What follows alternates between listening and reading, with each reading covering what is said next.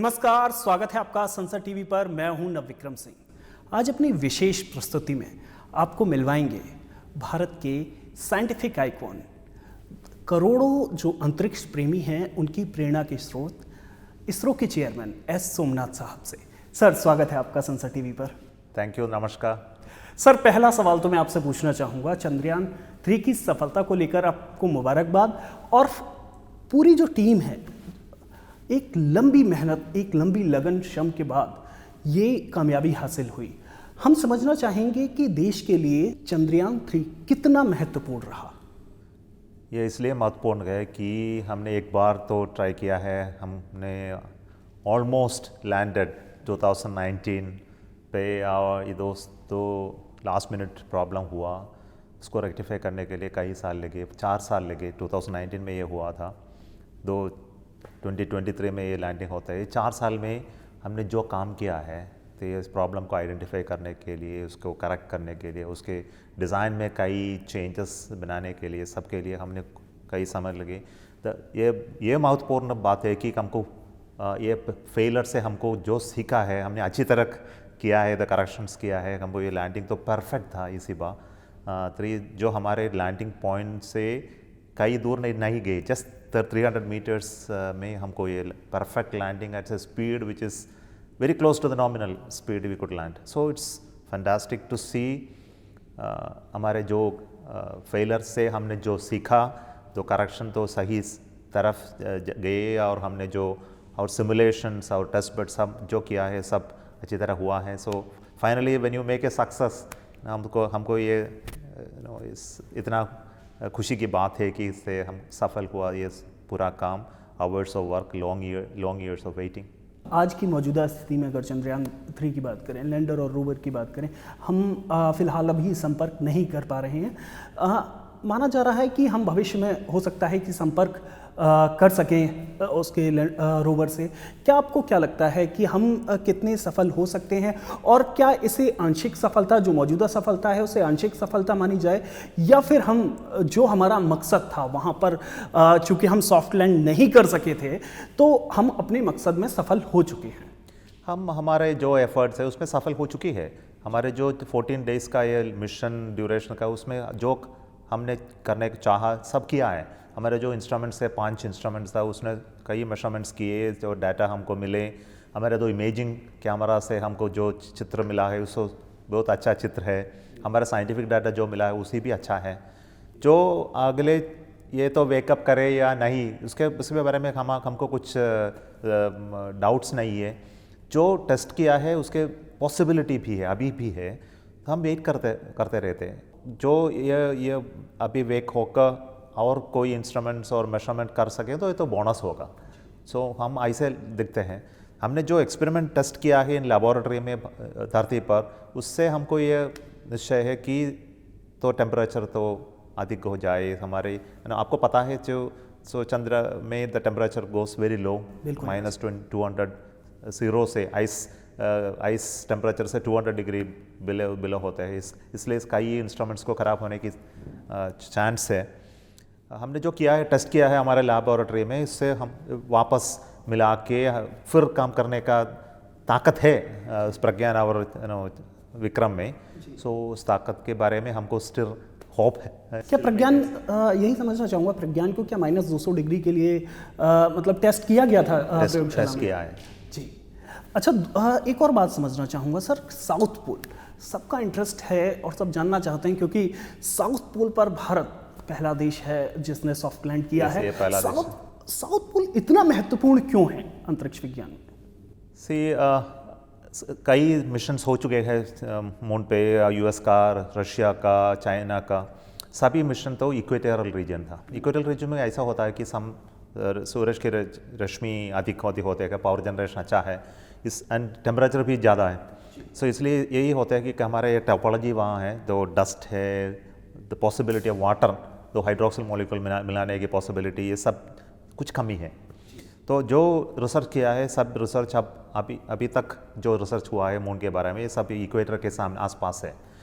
यो south pole और north pole जाए तो ऐसा होता है कि ये सूरज रश्मि का कमी है, टेम्परेचर तो ज़्यादा लो है, सो पॉसिबिलिटी है कि नीचे सरफेस के नीचे not very deep very close आसपास की possibility of solid water location is a possibility.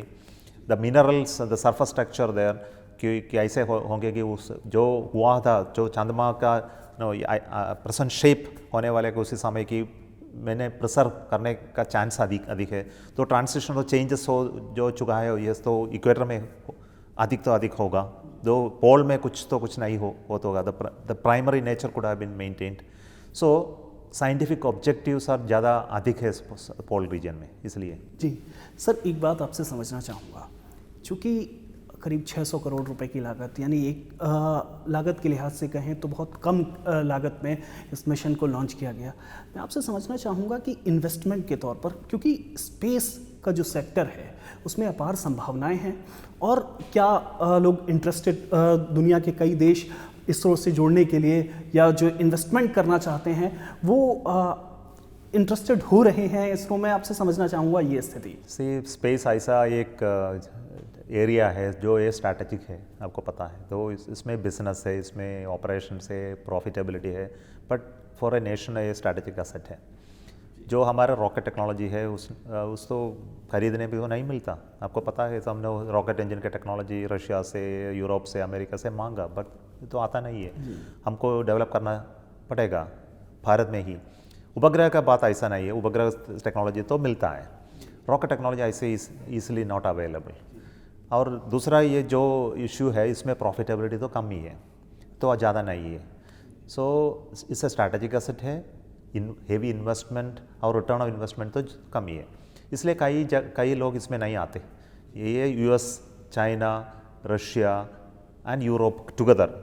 Even Europe में एक कंट्री इसमें काम नहीं करता. फ्रांस को कोई रॉकेट नहीं है, यूके को कोई रॉकेट नहीं है, जर्मनी को कोई नहीं. इस सबके मिलके यूरोपियन स्पेस एजेंसी बना है. इसको उसके इन्वेस्टमेंट कहीं ज़्यादा है.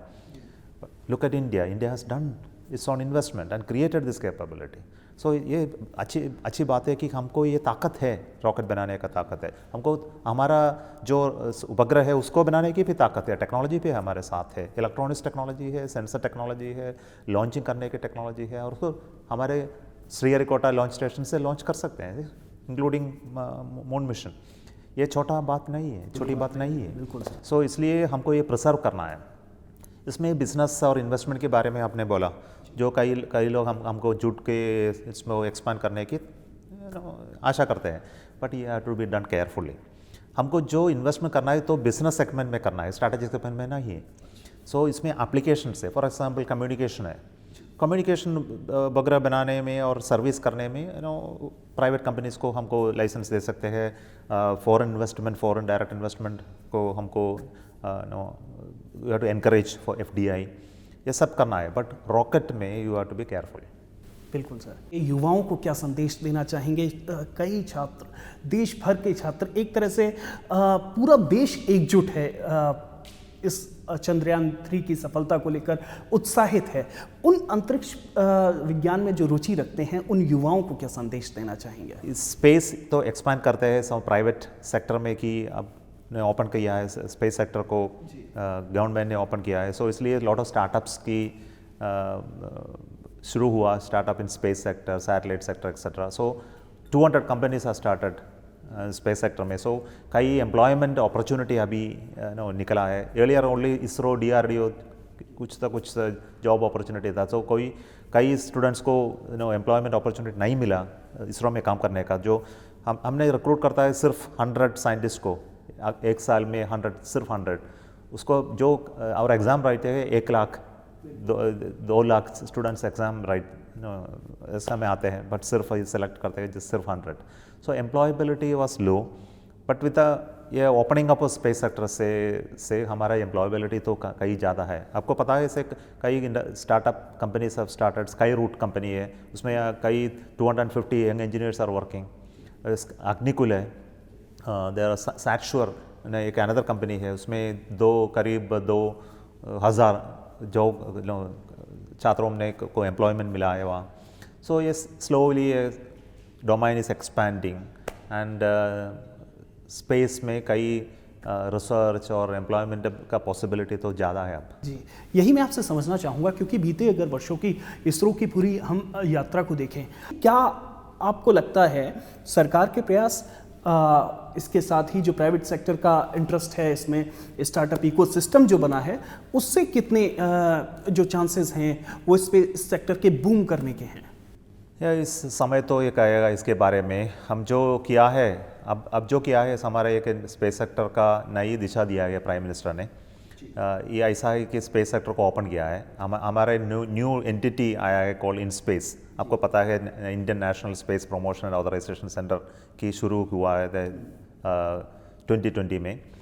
इनका ये निर्देश है कि जो नॉन गवर्नमेंट एंटिटीज़ को प्रमोट करें। और दूसरा काम है कि जो इसरो में कई इन्वेस्टमेंट हो चुका है स्पेस सेक्टर के रिसर्च के लिए, उस सब नॉन गवर्नमेंट एक्टर्स को, प्राइवेट कंपनी को उसके रिसर्च करने के मिलें। और तीसरा उद्देश्य यही कि हम उस स्पेस सेक्टर में जो कंपनी आते हैं उनको प्रमोट करें। सो इन तीनों काम करने के लिए हमने डिपार्टमेंट ऑफ स्पेस तो अब तैयार हुए हैं, और स्पेस पॉलिसी भी बाहर आया है। 2023 इसरो इंडियन स्पेस पॉलिसी भी अभी है। सो इसलिए मेरा ये एक विचार है कि अगले वर्षों में इसका बूम ज़रूर हो जाएगा, और हमने जो सोचा है हमारा जो इकोनॉमी का साइज़ है ये 10 गुना हो जाएगा। जी सर, अगला सवाल आपसे पूछना चाहूँगा, चंद्रयान 3 की सफलता के बाद आगे का जो रोड मैप है इसरो का, उसके बारे में हम समझना चाहेंगे। उसके बारे में हमको और कुछ नहीं अब बोल नहीं सकता कि ये पॉलिसी मैटर है। हमने हमारा जो आइडियाज़ है चंद्रयान 3 के अलावा चंद्रयान 4 ह्यूमन स्पेस फ्लाइट के बारे में तो भी चर्चा हो रही है। हमारा एक भारतीय एस्ट्रोनॉट को हम लोग को भेजना है। इसके बाद हमको जो एक्सप्लोरेशन करना है वीनस का, मार्स का और बियॉन्ड सोलर सिस्टम, सबके बारे में हम चर्चा करते रहते हैं। हमारे एक रोड मैप है, हमारे ऑनरेबल प्राइम मिनिस्टर को प्रेजेंट करेगा, उसके बाद वह अनाउंस करेगा। तो मेरा काम नहीं है जी। लेकिन आदित्य L1 को लेकर सर बड़ी बहुत उत्साह है देश में। आदित्य L1 के बारे में जानना चाहते हैं कि चांद तक तो हम पहुंच गए हैं, सूर्य की तरफ। तो आपसे समझना चाहेंगे आदित्य L1 के बारे में हमारे दर्शकों को थोड़ा बताएं। आदित्य L1 ऐसा मिशन है कि हम हमारे धरती के क्लाइमेट, वेदर और सर्वाइबिलिटीज, ये सब सूर्य रश्मि के और एनर्जी वहाँ जो आते हैं वहाँ से डिपेंडेंट है। जो हमारे मैग्नेटिक इन्फ्लुएंस है, हमारे इलेक्ट्रोमैग्नेटिक इंटरफेरेंस है, हमारा जो स्पेस क्लाइमेट एंड वेदर है विच अफेक्ट्स आवर सैटेलाइट्स और कम्युनिकेशन नेटवर्क, ये सबके बारे में हमको रिसर्च करना है। सो आदित्य L1 में ऐसा इंस्ट्रूमेंट है, 7 इंस्ट्रूमेंट्स है जो एमिशन होते हैं सूरज से। हम ये जो बोलते हैं कोरोनल मास एमिशन है, इससे कई तरफ के इन्फ्लुएंस होता है धरती पर। सो इसके बारे में पढ़ने के लिए हमारे जो इंस्ट्रूमेंट्स लगा है, एक अल्ट्रावायलेट टेलीस्कोप है जो हमारे कोरोनल मास इंजेक्शन स्टडी करने के लिए इंस्ट्रूमेंट है, एक्सरे इंस्ट्रूमेंट्स है, मैग्नेटिक इन्फ्लुएंस के बारे में पढ़ने के एक इंस्ट्रूमेंट है। ये सब इंस्ट्रूमेंट्स के सहारा से हमको ये मॉडलिंग कर सकूँगा एक दिन जो एमिशन होएंगे सूरज पर, इसके इन्फ्लुएंस जो होते हैं धरती पे, इसके बारे में हमको प्रेडिक्ट करेंगे। जो उपग्रह जो खराब होते हैं ना, ऐसी अब ना जो वार्निंग के बिना कोई उपग्रह को और इलेक्ट्रॉनिक सर्किट को खराब होने की चांस है, उसको कम करने की ये रिसर्च हेल्प करेंगे। जी सर, आपसे एक और बात समझना चाहूँगा, क्योंकि जब चंद्रयान 3 की सफलता हुई, देश भर में उत्साह, साथ में संसद में भी इसका जिक्र हुआ, चर्चा हुआ। हाल ही में आपकी उपराष्ट्रपति महोदय से भी मुलाकात हुई। मैं समझना चाहूँगा कि ये जो हर जगह प्रोत्साहन है, ये इसरो के लिए और ख़ास तौर पर आप लोगों के लिए, जो पूरी टीम है, उसके लिए कितना उत्साहजनक रहता है? It's very inspiring. हाँ, ये जो चर्चा हुआ था लोकसभा में, राज्यसभा में, सभी लोग वहाँ से गवर्नमेंट के सरकार और विपक्षी दल के सभी इसरो के प्रेज़ करते रहते थे। और मुझे यही खुशी की बात है, सब बोला कि ये एग्जाम्पल है भारत के लिए, हमारे साइंटिफिक टैलेंट के बारे में। ये तो कॉन्फिडेंस बिल्डिंग करने वाली एक लैंडिंग है, प्रोसेस है। सो युवा को और यंग स्टूडेंट्स को हमारे science domain, the physics, chemistry, mathematics, biology और साइंस डोमेन की पढ़ने की एक इंस्पिरेशन है। तो इस सब के बारे में हम बहुत खुशी है। हमको ये हमारा ये उद्देश्य है कि हम इसरो एक इंस्पिरेशनल ऑर्गेनाइजेशन रहे। ये ऐसा है, हम गवर्नमेंट सेक्टर में काम करते हैं, मैं और मेरा सब साथियों गवर्नमेंट एम्प्लॉयज़ है। आपको मैनी पीपल से efficiency is only in private, no ऐसे बोलते हैं। जो हमने दिखा है कि हम गवर्नमेंट में भी अच्छी तरह काम कर सकें, हमको डिलीवर कर सकें, हमको ये इतना महत्वपूर्ण काम को कर निभाएं, ये सब ये एग्जाम्पल है। तो ये एग्जाम्पल को हमको एमुलेट करना है अगले ये डिपार्टमेंट में, हमारा जो साइंटिफिक डिपार्टमेंट नहीं, सब दो सोशल डिपार्टमेंट है, सभी जगह ये इसको एमुलेट कर सकें, ये हमारी आशा है। सर ये तो रही सरकार की बात। अब मैं समझना चाहूँगा आपसे, ख़ास तौर पर आम जनता, देश में यूट्यूब क्रिएटर्स की बात करें, व्हाट्सएप स्टेटस की बात करें, लोगों का जब चंद्रयान 3 माना जाए कि जब देश में वर्ल्ड कप होता है, वर्ल्ड कप फाइनल के टाइम पर जब भारत वर्ल्ड कप में हो तो इस तरीके का माहौल होता है। लेकिन इस बार चंद्रयान 3 ने लोगों के उत्साह के सारे रिकॉर्ड तोड़ दिए। लोग सड़कों पर जश्न मना रहे हैं, कोई पूजा कर रहा है उसकी सफलता के लिए। तो ये अपने आप में कितना अलग इस बार आपने देखा? मैं इसके बारे में कुछ नहीं सोचता था उसी समय पे, बिकॉज हमारा प्राइमरी रिस्पॉन्सिबिलिटी था लैंडिंग करना, अच्छी तरह करना। सो जो काम करते रहते थे हमारे कंट्रोल सेंटर में, उसी समय हमने जो उसमें कॉन्सेंट्रेट कर रहा था। उसके बारे में, लैंडिंग के बारे में भी मुझे पता लगा कि हमारे यूट्यूब चैनल पे का सब्सक्रिप्शन तो was such a highest in the ever in the history of that. So अच्छी बात है। तो इसमें ये मैसेज मुझे मिलता है कि भारतवासियों ने सभी को इसमें उनके सब प्रार्थना थे हमारे साथ, उस प्रार्थना का बल है सिर्फ हमारा सक्सेस के बारे में। और इतना भी आशा भी लगा उन सब ने हमारे को सक्सेस होने की प्रेरणा भी देते हैं को हमको अगले अच्छी तरह काम करने का। ये तो बहुत महत्वपूर्ण बात है। इसरो की सफलता के दौरान मंदिर भी गए। मैं आपसे समझना चाहूँगा आध्यात्मिक तौर पर भी, ख़ास तौर पर कई बार अध्यात्म को विज्ञान को प्रतिस्पर्धा के तौर पर ऐसे आपस में एक दूसरे के विरोधी के तौर पर देखा जाता है। मैं आपसे समझना चाहूँगा कि ये प्रतिस्पर्धा है या फिर अगर कोई वैज्ञानिक है तो उसकी निजी ज़िंदगी में भी वो मंदिर जा सकता है। क्या आपको लगता है कि ये प्रतिस्पर्धा है एक दूसरे में? ना, आपको ये समझना चाहता हूँ कि इसमें एक प्रतिस्पर्धा की कोई बात नहीं है, ये कॉम्प्लीमेंट्री है। ये जो हम करते हैं तो साइंस में जो हम एक्सप्लोर करते हैं हमारे इंटरनल एलिमेंट्स में, मैं ऐसा बोलता हूँ इसके बारे में कि सम साइंस के एक्सटर्नल है, ये ऑब्जेक्ट ओरिएंटेड है, ये फिजिकल है, हमको मेजरमेंट करते हैं और साइंस करते हैं। जो हमारा दो आध्यात्मिक सब्जेक्ट है उसने इंटरनल है, हम हमारे अंदर जाके सोच विचार करते हैं। जो हम अंदर जाते हैं, हम कोई स्पिरिचुअल बुक रीडिंग और थॉट मेडिटेशन, ये सब हमारे अपने आप को बढ़ाने की एक काम है, तो साइंटिस्टों को भी कर सकते हैं। सो इसमें कोई कॉन्फ्लिक्ट की इश्यू तो नहीं है। जी बिल्कुल। एक आखिरी सवाल सर, देश के उन युवाओं को, ख़ास तौर पर जो आप वैज्ञानिक बनना चाहते हैं, जो देश के लिए सिर्फ स्पेस सेक्टर में ही नहीं बाकी हर एक सेक्टर में अपना योगदान देना चाहते हैं विज्ञान के क्षेत्र में, उनको क्या संदेश देना चाहेंगे? मेरा ये विचार है कि जो भारत एक दिन एक तो बहुत टेक्नोलॉजी ड्रिवन पावरफुल नेशन बनेगा एक दिन, तो हमको ये पावरफुल नेशन जो बनाने की ये ताकत सिर्फ टेक्नोलॉजी से मिलेगा। जो पावर जो कहाँ आता है ये सिर्फ टेक्नोलॉजी से आता है।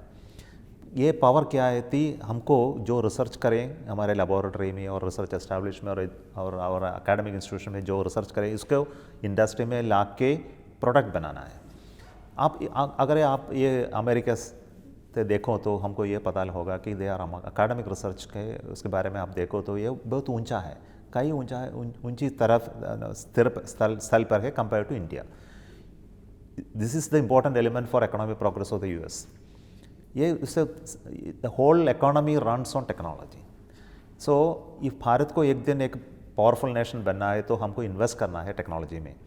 जो हम किया है इन स्पेस सेक्टर में इसको डुप्लीकेट करना है, हम इसको करना है हमारे बायोटेक्नोलॉजी एरिया में अच्छी तरह करते हुए, हम एग्रीकल्चर में करना चाहिए, हमारे इलेक्ट्रॉनिक्स इंडस्ट्री में करना है, फंडामेंटल रिसर्च होना चाहिए। इसको प्रोडक्ट बनाने के काम नहीं है, फिर मोबाइल फ़ोन बनना है बहुत बढ़िया बात है, हमको economy runs on top of that, but if fundamental work तो जो होते हैं सिलिकॉन में, then you become the leader. ये ऐसा होना है कि हमारे मेडिकल रिसर्च में होना है, बायोटेक्नोलॉजी में होना है, जिनोमिक्स में होना है, मटेरियल साइंस में होना है। ये सब होते तो हम एक टेक्नोलॉजी लीडर बनेंगे एक दिन। इसलिए उससे हमको ये ताकत मिलेगा कि हमको एक लीडर बनूं। हमारा जो आशा है कि हम अटैक करके कॉन्कर करके लीडर नहीं बने, हम जो टेक्नोलॉजी से सर्विस से हमको लीडर बने। इसके लिए हमारे जो ताकत है, और साइंटिस्ट में कई best on the world, Indians are the best on the world, they work in US and many other places. हमको सबको यहाँ बना के हम भारत में ही ये रिसर्च करना है। सो हमारे इंस्टीट्यूशंस को, एकेडमिक रिसर्च इंस्टीट्यूशंस को अधिक फंडिंग देना है, उसमें साइंटिस्ट को इंसेंटिव्स तो देना ही चाहिए, तो देना है, सब हमको करना है। शुक्रिया सर हमसे बात करने के लिए। तो आप देख सकते हैं इसरो के चेयरमैन का साफ कहना है कि अपने विभिन्न क्षेत्रों में तो पहल करनी ही चाहिए, साथ ही उन्होंने स्पष्ट कहा है कि हमें वैज्ञानिक और साथ ही तकनीक में भी माहिर होने की ज़रूरत है। एक विकसित भारत के निर्माण के लिए तकनीक बहुत ज़रूरी है। शुक्रिया।